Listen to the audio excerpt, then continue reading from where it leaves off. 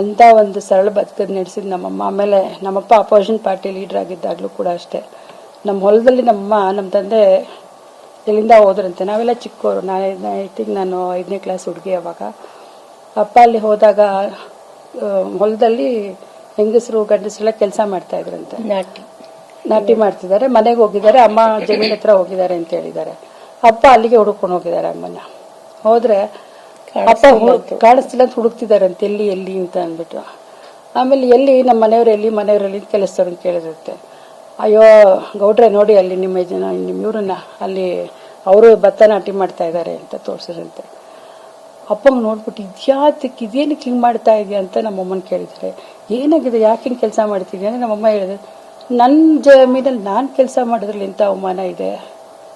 ನಾನು ನಿಂತ್ಕೊಂಡು ಕೆಲಸ ಮಾಡಿದ್ರೆ ಕೆಲಸದವ್ರಿಗೂ ಅವ್ರಿಗೂ ಒಂದು ಮೋಟಿವೇಶನ್ ಬರುತ್ತೆ, ನನ್ನ ಥರನೇ ಕೆಲಸ ಮಾಡ್ತಾರೆ. ಅವಾಗ ನಾನು ಮಾಡು ಅಂತ ಹೇಳ್ಬಿಟ್ಟು ಕೂತ್ಕೊಂಡ್ರೆ ಅವರು ಏನೇನೋ ಬೇಕಾಬಿಟ್ಟು ಕೆಲಸ ಮಾಡ್ಕೊಂಡು ಹೋಗ್ತಾರೆ. ನಾನು ಜೊತೆಗೆ ಸೇರ್ಕೊಂಡಾಗ ಅವ್ರಿಗೊಂದು ಹುಮ್ಮಸ್ಸಿನ ನನ್ನ ಜೊತೆ ಕೆಲಸ ಮಾಡ್ತಾರೆ.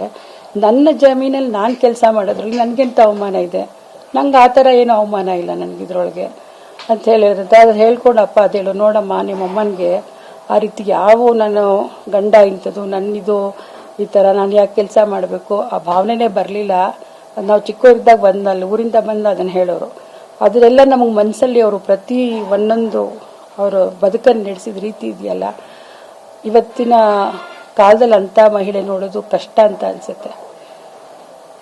ಅವರು ಸೀರೆ ಅರಿಶಿನ ಪ್ರೀತಿ ಬಗ್ಗೆ ಹೇಳಿದ್ರಿ, ಅದನ್ನ ಹೇಳಿದ್ರು. ಆಮೇಲೆ ನಿಮ್ಗೆ ಇನ್ನೊಂದು ಹೇಳಬೇಕು ಅಂದ್ರೆ, ನಾವೆಲ್ಲ ಚಿಕ್ಕವರು ಇರ್ಬೇಕಾದ್ರೆ ಮನೆ ತುಂಬಾ ಜನ ಇದ್ರು. ಅಮ್ಮನ ಚಿಕ್ಕ ವಯಸ್ಸಿಂದ ವಿದ್ಯೆ ಬಗ್ಗೆ ಭಾರಿ ಗೌರವ. ಅವ್ರು ಯಾವಾಗ್ಲೂ ನಮ್ಗೆ ಕೂರ್ಸಿ ಹೇಳೋರು, ಹಣ ಕಳ್ಕೋಬಹುದು, ಆಸ್ತಿ ಕಳ್ಕೋಬಹುದು, ಆದ್ರೆ ನಾವು ಗಳಿಸಿದ ವಿದ್ಯೆ ನಾವು ಕೊನೆ ತನಕ ನಮ್ಮ ಜೊತೆಲಿರುತ್ತೆ ಅಂತ ಹೇಳೋರು. ಅದನ್ನ ನಮ್ಗೆಲ್ಲ ಕಲಿಸ್ಕೊಡ್ಬೇಕು ಅನ್ನೋದ್ರಲ್ಲಿ ಅವ್ರು ಎಷ್ಟು ರೀತಿಯಾಗಿ ಒಂದು ನೀಟಾಗಿ ಪ್ಲಾನ್ ಮಾಡ್ತಿದ್ರು ಅಂದ್ರೆ, ನಾವು ಚಿಕ್ಕ ವಯಸ್ಸಲ್ಲಿರುವಾಗ ಗೌರ್ಮೆಂಟ್ ಸ್ಕೂಲಲ್ಲೇ ನಾವೆಲ್ಲ ಓದಿರೋದು. ಬೇಸಿಕ್ ಎಜುಕೇಶನ್ ಎಲ್ಲ ನಮ್ದು ಕನ್ನಡ ಮೀಡಿಯಂ ಗೌರ್ಮೆಂಟ್ ಸ್ಕೂಲೇ. ಆದ್ರೆ ಮನೆಗೆ ಬರೋರು ಹೋಗೋರು ಜಾಸ್ತಿ ಇದ್ರು. ಮನೆ ಅಲ್ಲೇ ತುಂಬಾ ಎಲ್ಲ ಈಗ ನಂಗೆ ಒಬ್ಬೊಬ್ರಿಗೆ ಒಂದೊಂದು ರೂಮ್ ತರ ಇಲ್ಲ, ಒಂದೇ ರೂಮಲ್ಲೆಲ್ಲ ಮಲಗ್ತಿದ್ವಿ. ಆದ್ರೆ ಅವ್ರದ್ದೊಂದು ರೆಗ್ಯುಲರ್ ರೊಟೀನ್ ಪರಿಪಾಠ ಇತ್ತು. ಅವರು ಏನೇ ಬ್ಯುಸಿ ಇರ್ಲಿ ಅಂದ್ರೆ ಮನೆ ಕೆಲಸ ಎಲ್ಲ ಅವರೇ, ಅಡಿಗೆದೆಲ್ಲ ಅವಾಗೇನು ಕುಕ್ ಇಕ್ಕಿಲ್ಲ, ಈಗ ಅವರೇ ಕುಕ್